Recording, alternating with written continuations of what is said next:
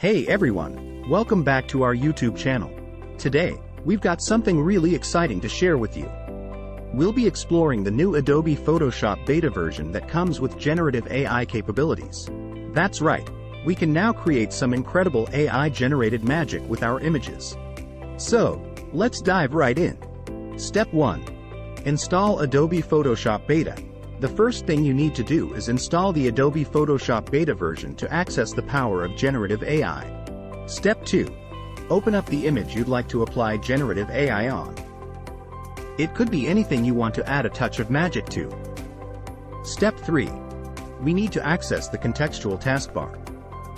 If you can't see it on your screen, simply go to the window menu and select Contextual taskbar.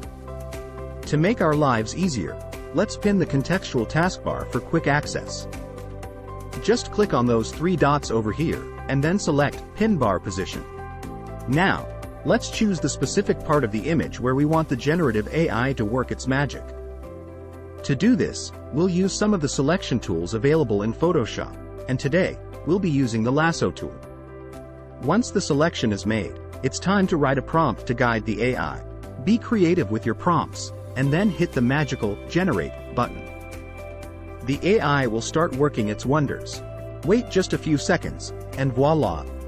You'll now have 3 incredible results generated by the AI. If you're not entirely satisfied with the first set of results, don't worry.